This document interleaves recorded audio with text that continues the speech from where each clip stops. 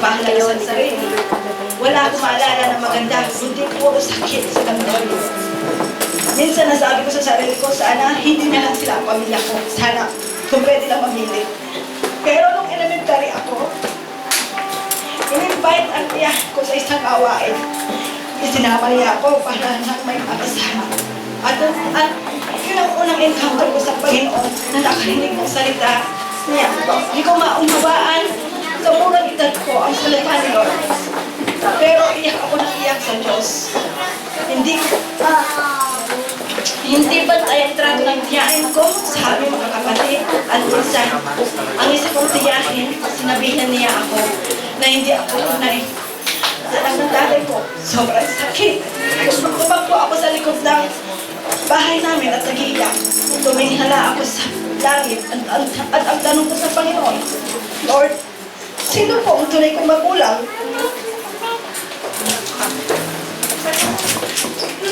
Yun ang una kong naranasan na may small voice na bumulong sa akin. At ang sabi, anak, huwag mong hanapin ang tunay mong magulang. Nakaramdam ako ng comfort sa akin. At minsan, nakita ko sa birth certificate ko, iba ang pinito ko. Pero naranasan ko, nagapin ko sila ang tunay kong kinalakihan ko magulang. Nakaranas din ako. Ang malitian ako. Na-involve ako sa pornography materials dahil mga barkada ng kuya ko na suka.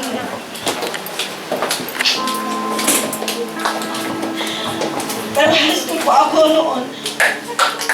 Nagpabaptize ako sa Panginoon. Nagpabaptize ako. Naranasan ko ang persecution sa family ko. But I don't care. But then dahil naranasan ko ang joy sa puso ko, nagpatuloy ako sa Panginoon. But still, I'm not matured as a Christian. Minsan kapag may altar call, lagi kong tanong sa Panginoon, Lord, bakit ako umiiyak? Lagi kong iniiyak, hindi ko alam kung ano. At minsan, 24 years, sinagot ako ng Panginoon. Nasabi niya sa akin, anak, may hatred ka sa puso. Hindi ko alam sa 24 years na yun. Dala-dala ko ang bigat, ang sakit. At the age of 29, first time ko naging pagrelasyon. At di ko alam, ang lalaki pala na sinasamahan ko ay may kalipin na at may dalawang anak. But still, I gave up. At naging madali sa akin makipagrelasyon. Dito na pumasok ang buhay ko magulo at masasabing balikan baryo. Sa Galatians 5:19-21, hindi may kakala ang magagawa ng laman, pangangalunya, kalimari-mari na pamumuhay, kahalayan. Verse 20, pagsamba sa Diyos-Diyosan, pagkukulang, pagkapuot, pagkagalit, pagkabahagi, pagkakampi-kampi, pagkainggit, paglalasing, walang taros na pagsasaya at ibang tulad nito. Binabalaan ko kayo tulad ng una, hindi tatanggapin sa kaharian ng Diyos ang gumagawa ng ngayong mga bagay. Hanggang sa makilala ko,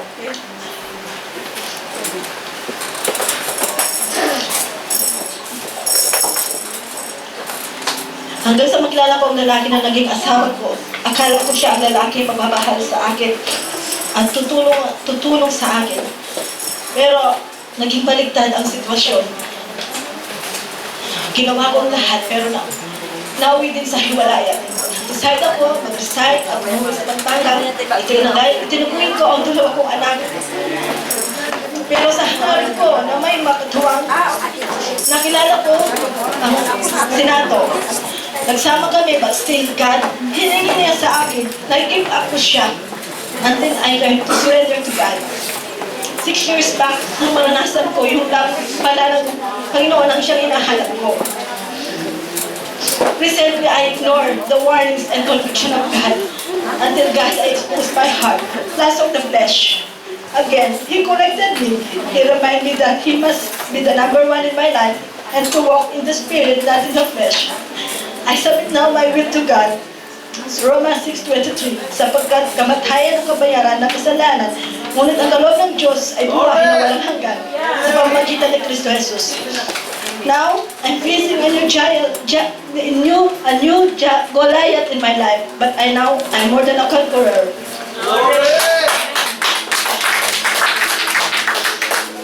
Akala ko noon wala na akong pag-asa. Pero inalaw ng Panginoon ng mga bagay na ito para matutunan ko at matuto at lumapit sa Kanya. Ang Panginoon pala ang nagbibigay ng satisfaction sa buhay. Amen! Hindi ang pera o anuman o ang relasyon o bagay. Heaven and hell na napanood ko nung nakarang araw is real. Sabi ng isang tao na ibinalik ng Panginoon, Lord, bakit ba maraming Christian nasa heaven, ay nasa hell? Sabi ng Panginoon, sinunod nila ito nilang pita ng laman. Hindi ako ang Diyos ng sinungaling, hindi ako ang Diyos ng adulterers, at hindi ako ang Diyos ng doble cara. Sabi ng Panginoon, galing ako sa putik pero binago ako ng Panginoon. Binigyan niya ako ng bagong puso at bagong buhay at pag-asa. Because of the grace of God, I'm a sinner now forgiven. Ngayon ko na naintindihan bakit pala hindi ako naging sikat na modelo. Basta, yung pala, tinawag ko pala ng Panginoon bilang isang modelo Kristiyano. Psalms 46 verse 1. Ang Diyos ang lakas natin at kadlungan at handang sa klolo kung may kaguluhan. Sabi dun sa Filipos 1:21,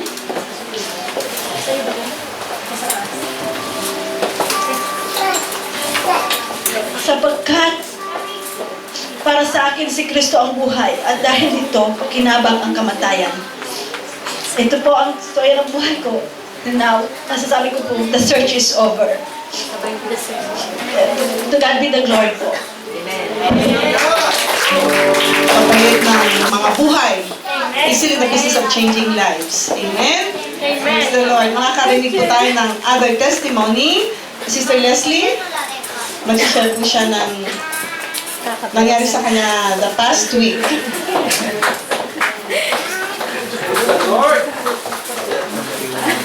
Magandang umaga po sa inyong lahat. Ito po ang hindi naman po mahabang istorya. Nang nakaraang linggo lang po ito, ita-testify ko. So, itong ita-testify ko po, ito po ay paano alisin ng Panginoon yung hatred na sa puso natin, na minsan alam natin na simple lang pala na bagay, hindi pala natin alam yung hatred na sa puso natin, lumalaki hanggang sa minsan magiging bato na siya, na minsan hindi na natin maramdaman na magiging manhid na tayo pala sa ganung bagay. So, nang last Saturday, pumunta po kami, sabi ko, punta tayo ng El Corte. Sabi ko, titingin ako ng rubber shoes. So, nang tumingin ako ng rubber shoes, sabi ko, di nakakita na pa ako ng rubber shoes. Sabi ko, di ito na. Sabi ko sa sales lady, kukunin ko to, gusto ko to. Sabi naman ng sales lady, sige, dyan mo lang, lagay mo lang dyan. So, binaliwala niya ako. Sabi ko, sige, di, ikot-ikot lang ako doon. Sabi ko, mamaya-maya, may kumuha ng 20 na, Pilipina. So, kinuha rin niya. Sabi ko, sabi ko, asan na yung sapatos? Sabi ko, bakit ang tagal? Iling-iling siya, hindi niya alam kung ano. Tapos mamaya, sabi ko, asan na yung kinukuha mo? Asan na yung sapatos na gusto mong tingnan? Sabi ko, ayun sa babae, tinitingnan niya. O sige, sabihin ko sa kumpanyero ko. So, sinabi niya sa kumpanyero, yung pala, isa na lang pala yung sapatos na yon. Last year na lang.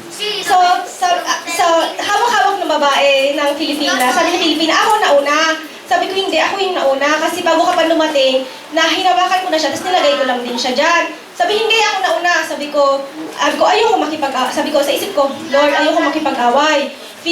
Filipina yan. Hindi mo alam, maliit lang yung Madrid. Mamaya yan, pumunta ng church. Tapos sabihin, tumatahi ako sa unahan. Ay, yan yung nakaaway ko na Pilipina. Yan. Ayoko na. Sabi ko, ayoko. Yun, maganda yung kasi pag Christian pala tayo, may takot tayo na sa ganong bagay. Sabi ko, ayoko. Hindi ako makipag-away. Pero yung galit ko, hindi sa Pilipina, doon sa sales lady. Kasi hindi niya man lang ako hindi man lang niya ako inintindi doon sa entertain. Tapos sabi ko, pag-alis ko ng airport sakit ang puso ko. Sabi ko, yung last year na lang yun, ako yung nauna. Parang yung ko na kahit nagbigay ako, pero yung sakit sa puso ko, yung hatred ko. Tapos sabi ni Greg, halika na, uwi na tayo. Sabi ko, hindi. Sabi ko, punta ka pa doon sa taas ng airport. Tingnan mo pa, hindi uwi na tayo. Di nagalit din ako sa kanya. Galit ako. Sabi ko, pag ikaw may gusto, sige, dyan sinusuportahan kita, pero pag ako gusto ko, wala ka. Yung nagalit ako sa kanya, Sabado ng gabi, simpleng bagay, pero yung puso ko, sobrang sakit na naiinis ako, na nagagalit ako.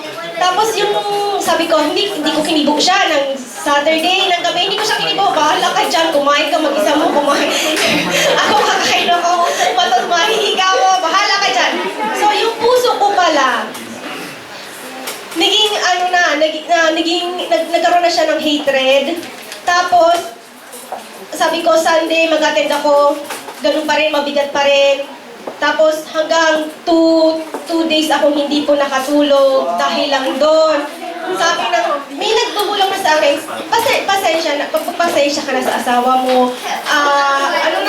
Mag-i-give up mo na. Pero hindi ka na naman nag-i-give up. Hindi. Sabi ko, ano pakialam ko sa kanya? Bahala siya, ayoko. Ganun. Yung ganun na reaction. Pero alam mo po, sa konti lang po lang pala bagay na yun. Alam po, ginawa po sa puso ko. Yung puso ko para pong ginapos po siya ng kadena. Na hindi po ako makahinga. Sabi ko, inom ako ng tubig. Sabi ko, ano ba to? Sabi ko, may sakit ba ako sa puso? Bakit ako nagkaroon ng sakit sa puso? Mayroon ba ako? Tapos, mararamdaman mo na lang yung puso mo. Narinig mo yung tibok niya, na hindi mo naman narinig dati-dati, pero marinig mo siya na dug, ganon. Alam niyo po, yun pala, kapag yun ay hindi ko pala ginibab sa Panginoon, yung puso ko, titigas, magiging hate na siya. Pag may mga ganong sitwasyon, gagawin ko lang, babaliwalain ko. Hanggang sa patigas na ng patigas yung mga puso natin. Pero praise God, sa kabutihan ng Panginoon, sabi ko, Lord, ayoko yung ganitong nararamdaman. Hanggang sa, umiyak na lang ako ng umiyak. Sabi ko, Lord, patawad. Sabi ko sa reaction ko na yon kasi alam ko hindi maganda sa inyo. Tapos yun, nag-sorry ako sa asawa ko. Sabi ng asawa ko, bakit ka umiiyak? Bakit baga yung mata mo? Umalis nga sa bahay, hindi nga siya nagsabi sa akin saan siya pupunta. Kasi hindi ko talaga pinapansin. Yung pala pumunta siya ng Bible study. So, napakabuti ng Panginoon. Kasi yung puso natin sa maliit na bagay na magiging bato na, pero inaalis niya po yun. Pero alam niyo po, nang na-release ko po yun, talaga ang gaan ng pakiramdam ko na nakakahinga po ako.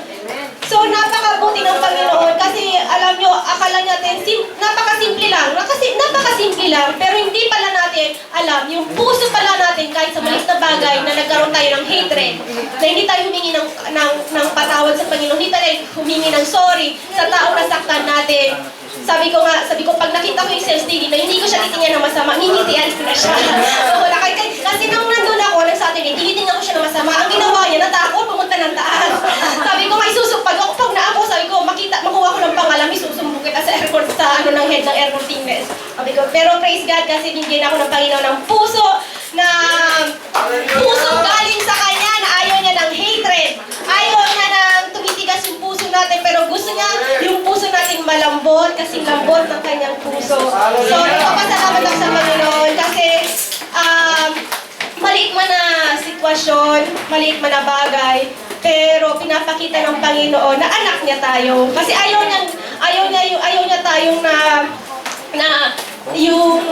tayong napapalayo sa Kanya. Kasi pag patigas ng puso natin, hanggang palayo na tayo sa Kanya. Yung tigas ng puso natin, yun na yung magbablock sa connection natin sa Panginoon. So praise God, pinupuri ng Panginoon. Kasi napakabuti na.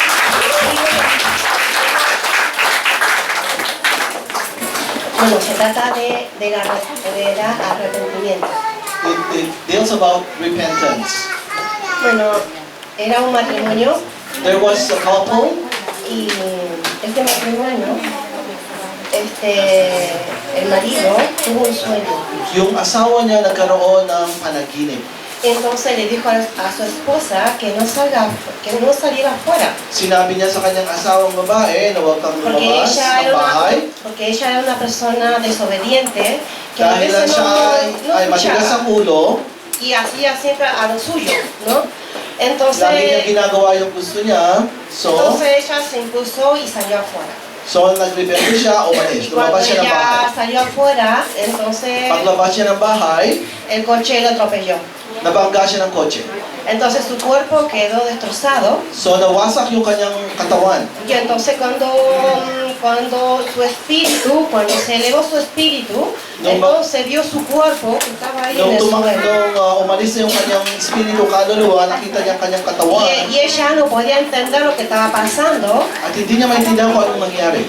pero en una vez que ella se iba, porque en su cuerpo, su alma ya se estaba cayendo al infierno. Nakita niya na siya ay Y patungo sa entonces impyerno. cuando ella se vio el infierno que Nung estaba makita niya ang ahí impyerno, cerquita, en ese mismo momento ella hizo un pacto con el Señor.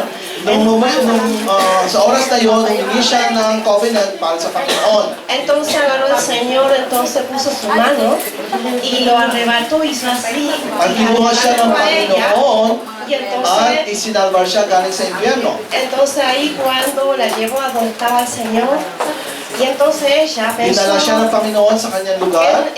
que el Señor no sabía nada de sus pecados.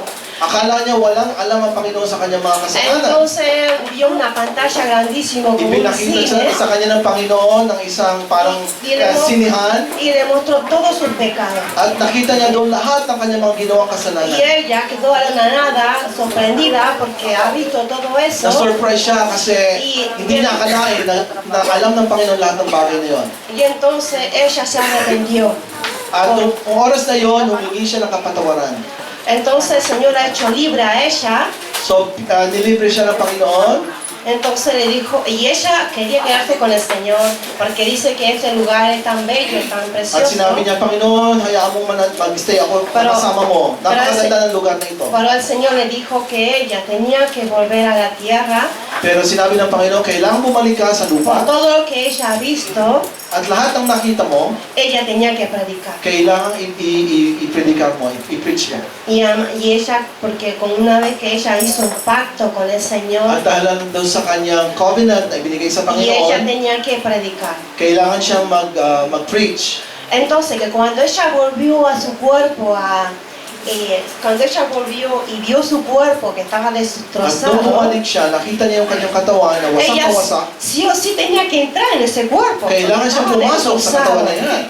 Entonces, le llevaron al médico, estuvo en proceso. At ang ginamot siya, nag-is the process, Sus ojos, el ojo Yung mata izquierdo niya, tenía hundido ay pumasok sa loob. y su columna toda destrozada. At ang kanyang likod ay wasak. Entonces, dice que cuando ella fue a una iglesia, le invitaron a una iglesia. Pero minsan, meron nagdala sa kanya sa church. Entonces, un siervo de Dios, el Señor le mostró que tenía que orar por ella. Itong servant of God, kinausap siya ng Panginoon na ipag-pray itong babae Cuando ito. el pastor oró por ella, su ojo quedó en su lugar. Nung ipag-pray ng pastor, yung mata niya, ay bumalik yung kanyang mata sa normalidad. Y ella no podía creer lo que el Señor estaba haciendo con ella. Hindi siya makapaniwala sa ginagawa ng Panginoon sa kanya. Claro, era lo más fundamental porque ella tenía que salir a predicar el evangelio, ¿no? Como estaba de su estado. So it's really it's a fundamental, it's a normal, because the Lord is asking her to preach the gospel. Entonces faltaba la columna. Pero kulang pa yung kanyang likod, may sira pa yung likod niya. Bueno, ella estaba en su casa acostada, sufriendo con dolores porque no aguantaba, los médicos le daban la medicación, pero Nasasuffer siya aún así esos dolores sa sakit. le dolía. Sapagkat masakit na masakit Pero yung ella likod aún niya. así, ella proclamando al Señor, le Pero decía despite que of quitara it, ese dolor. Idinideclare pa rin niya ang Panginoon, na alisin ng Panginoon ang sakit na yun. Entonces vino un ángel a su casa At dumating ang isang anghel sa bahay niya, y justo su marido salió.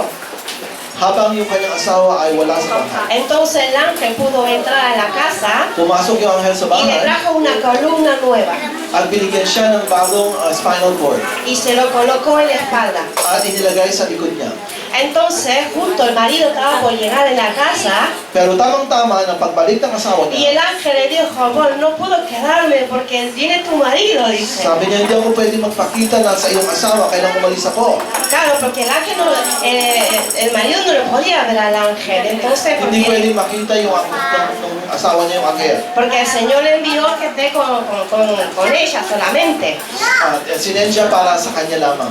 Entonces, le faltó un pedacito y no pudo remendarlo, ese pedacito que le So, faltaba. merong pyesa na naiwan, Y ella le decía, por favor, no te vayas, quédate, le decía, que le falta sinabi un niya sa anghel, pedacito. please huwag kang umalis, tapusin mo ang pagpapagaling. Y en ese momento se tuvo que ir. Pero kailangan siyang umalis. Entonces ella siguió teniendo ese dolor ahí en esa parte que le So, faltaba. doon sa parte na hindi na ayos, meron Entonces pang a sakit. ella le invitaron a una iglesia.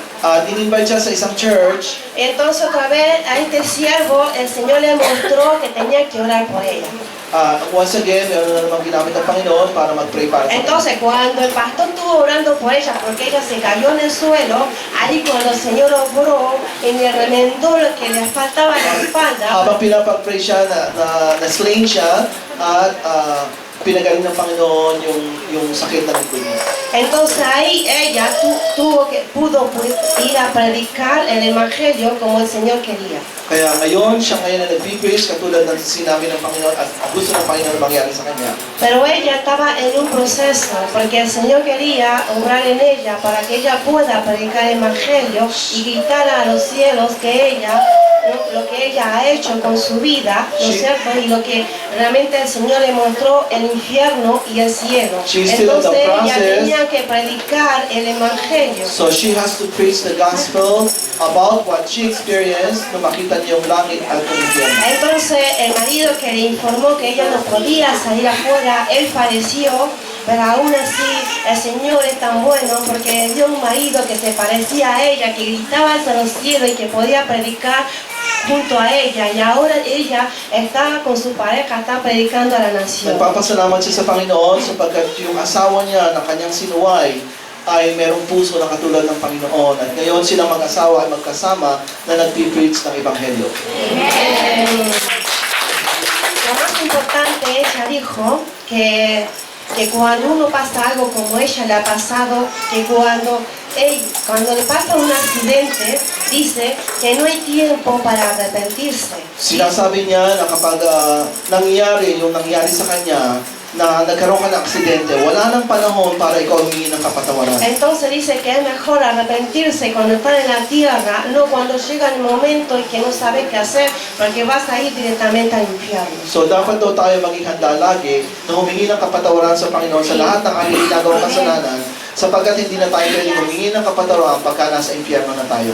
Bueno, ese que a mí me ha tocado mucho era el arrepentimiento. Ang pinaka-message na para sa akin importante yung repentance. Entonces, como había tanto temor en mi corazón, porque yo era una persona muy obediente, entonces cada vez que pasaba algo yo me arrepentía. Entonces, ¿por qué? Porque yo quería que haya un renuevo en mi vida. Hasta hice un ayuno de 21 días, porque yo me parecía ignorante en tantas cosas, porque siempre se burlaban de mí, todas esas cosas. Entonces, yo le dije, Señor, ayúdame. Hasta que el Señor me hizo libre, porque yo era tartamuda. Y entonces, un día yo le escribí una carta al Señor, Señor, yo te escribí una carta para ti. Yo tenía un cuaderno y lo sigo teniendo, que yo siempre le escribía cosas bonitas para el Señor. Nagkaroon daw siya ng takot sa kanyang puso sapagkat Entonces yo sa le kanyang escribí mga eso, nagawang mga y yo le dije, kasalanan. Señor, quítame esta tartamudez, Señor, porque no quiero que se burle más de mí. Y un día yo agarro y quería volver a leer ese libro de tanto tiempo, y yo leí eso y yo me olvidé que yo he escrito ese de la tartamudez.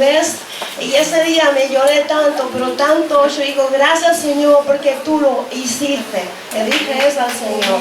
Bueno. Doon sa sermon na binigay ng babae about repentance, nagkaroon siya ng fear sa puso niya. So, gusto niya maging obediente, gusto niya mag-obey sa Panginoon. At she's trying to make sure na lagi siyang malinis sa Panginoon. So, kung anumang mga bagay na pumapasok sa isip niya, inihingi ng kapatawanan, at talagang naranasan niya ang pagmamahal ng Panginoon sa buhay niya, kaya nais niya na sundin ng Panginoon. Dahil, nung una daw, nagpa siya ng 21 days kasi meron siyang kahilingan sa Panginoon. Dahil nung siya ay hindi pala kilala sa Panginoon, siya daw ay bulol, tatamuda, pinagtatawanan siya, at nag-i-struggle siya. Pero dahil sa kabutihan ng Panginoon, pinagaling siya, inalis niya yon, at ngayon pwede na siya magbahagi ng Ebanghelyo, ng salita ng Panginoon. At yung kapangyarihan ng Panginoon pinapakita niya sa akin, kaya hindi niya pwedeng hindi siya susundin sapagkat napakalaking milagro yung kanyang naranasan. El Señor lo puede hacer porque yo tenía tartamuda porque yo fui una persona golpeada por mi padrastro.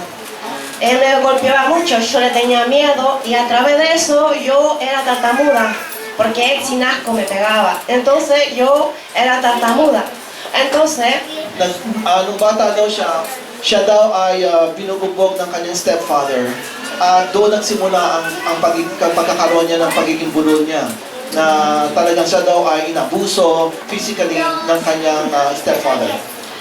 y yo sé que el Señor es grande y maravilloso porque yo las cosas que yo le pedía, Él siempre estaba, y siempre cuando yo estaba triste, Él me decía, Norma, dice, aunque tu padre y tu madre te dejaran, yo nunca te voy a desamparar. Y cuando yo estaba aquí en España, solita, porque yo le dije, Señor, tú Él, porque yo estaba pasando muchas difíciles con mi matrimonio, y el Señor Carito me dijo, yo.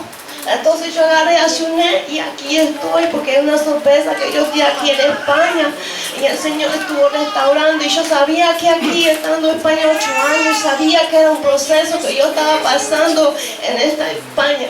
Entonces digo, Señor, siga restaurando porque yo, como yo vine, yo no me voy a ir a Argentina hasta que tú hayas hecho trabajo lo que tú tienes que hacer con mi vida.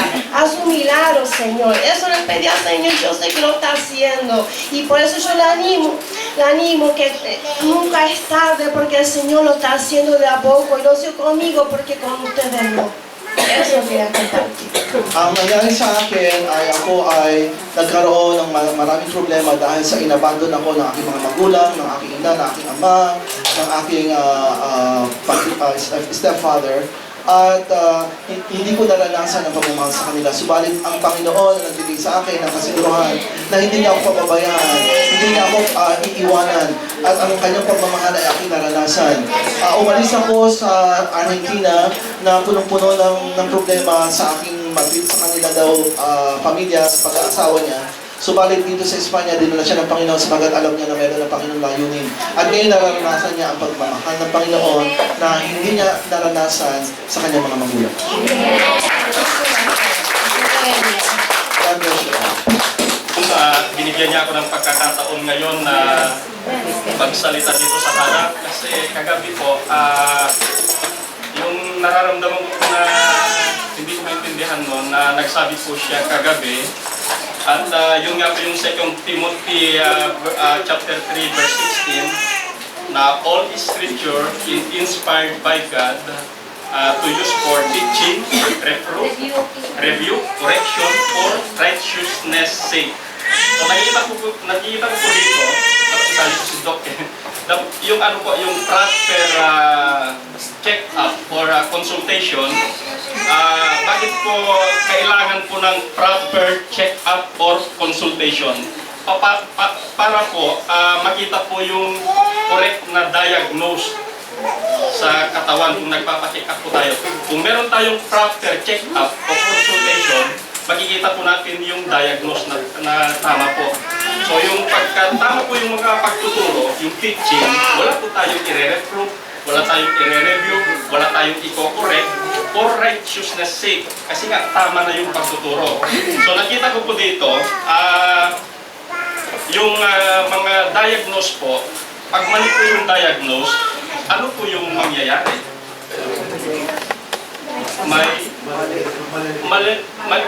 Di ba magsasuffer yung pasyente? Pag nagsuffer po yung pasyente, mag-struggle po siya. So ang inaano po ng Panginoon, gusto niyang sabihin sa atin na kailangan po tama po yung gagawin natin. Kasi po mag-struggle nga. Parang nakita ko, pagka nung grade 1 ako, sa blackboard, di ba nakalagay A, B, C, D, 0 to 9. So kailangan pa nang gawin yun. Kung tatanungin ko yung isang tao, hindi pa niya alam yung A, B, C, ipapasulat ko sa kanya yung pangalan po niya o i-describe yung pangalan niya, kung pwede niyang sabihin, parang si Richard Gomez siguro, tall, dark, and handsome, pero wala pong nakikita. Kasi hindi po, alam po niya, pero hindi nakikita po sa pamumuhay. Pero kung ipapasulat mo po in written, yung description ng sarili niya, hindi po niya makakayang gawin kasi hindi niya alam yung ABC. So ganun din po sa numero. Hindi mo siya po pwedeng yung sasabihin natin solving problem, hindi niya alam yung numero. Pwede siguro yung sinasabi ni Brother Jonathan kung ginagawa niya ng problem solving, solve na yung problem, pwede siguro yung gano'n. Pero hindi po.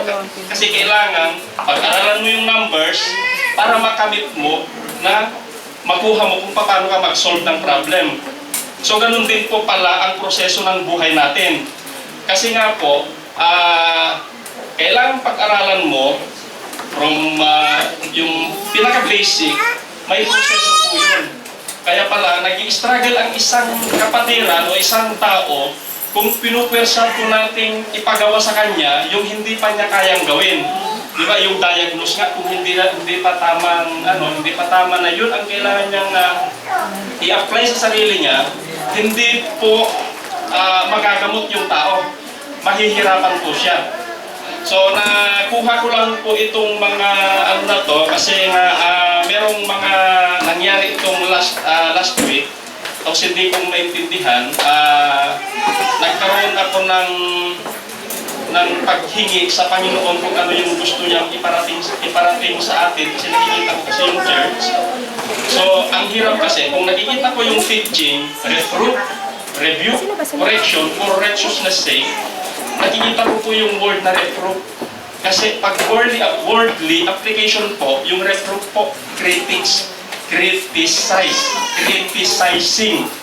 Kasi nakikita ko yung word, kung yung last command po sa atin, ang sabi po ng Panginoon, humayo kayo, go and preach the gospel. Dapat doon, for teaching, reproof, rebuke, correction, for righteousness sake. Pero i-ano po natin ng wordly, ano yung criticizing. I-apply po natin doon sa last command ng Panginoon. Go and criticize. So, hindi po magiging tama, di ba? Kung lumabas tayo at mag-criticize sa makikita natin, hindi po magiging tama yon. Kasi ang sabi ng Panginoon, for teaching, reproof, rebuke, and correction. Kaya po, napakaganda po na pag lumabas po tayo, iwasan po natin yung pag-criticize kasi nga po hindi po maganda kasi pinapakita na dapat po hindi tayo mag-criticize kasi mga makasalanan din tayo. Galing din tayo sa makasalanan, kaya kung nakikita tayo ng mga makasalanan, dapat nandun yung care, yung love natin sa kanila.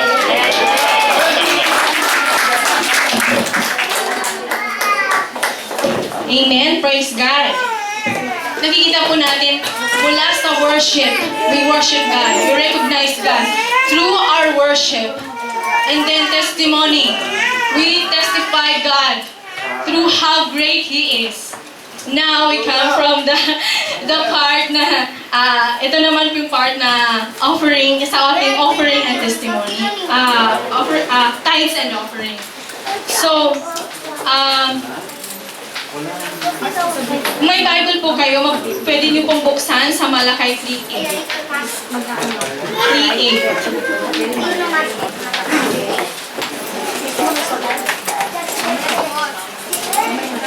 Sinasabi po dito sa Malakay 3:8, will a man rob or defraud God? Yet you are robbed and defraud me. But you say, in what way do we rob or defraud you? You have withheld your tithes and offering. So sinasabi po doon, sinasabi po dito na kung tayo daw ninanakawan daw ba natin ang Panginoon? Tinatanong natin sa Panginoon, paano namin ikaw ninanakawan? Ang sagot dito, through our tithes and offering. Kasi sabi dito sa Malakay 3:10, again, sabi niya, bring the whole tithes in the storehouse, that there may be food in my house. Test me in this, says the Lord Almighty, and see if will not throw open the floodgates of heaven and pour out so much blessing that there will be not be room enough to store it. Sabi niya, i-test niyo si God. Sabi dito, i-test niyo si God na ibigay ang para sa Kanya. Kung ano yung para sa Kanya. Kasi sa praise and worship, talagang pinipraise natin si God, binibigyan natin, pinupuri natin siya. Sa testimony, talagang nare-recognize natin siya. How much more, ready ba yung heart natin to give God what for Him? Amen? So, I'm going to pray with you. Father Lord God, thank you for all the blessing, Father Lord God, na binigay mo ng Panginoon. Salamat po sa mga biyaya, Panginoon. Sa mga overflowing blessing, Panginoon, na natanggap namin ngayon. At sa lahat po na nangangailangan, Panginoon, ng financial support, Panginoon, spiritual problem, Panginoon, ang kailangan po nila yung Spirit mo, Panginoon. Nandyan ka po, Panginoon, na palaging gumagabay, Panginoon. Na nandyan ka po para sa kanila, Panginoon. At sa lahat po na magbibigay ng tithes and offering nila, Panginoon, alam ko po, Panginoon, na sinabi mo din na idodoble mo pa ito, Panginoon. Sa lahat po ng mga anak mo, Panginoon. At sa lahat po na magbibigay na wala pang maibibigay ngayon, God will provide. In Jesus' name, Amen.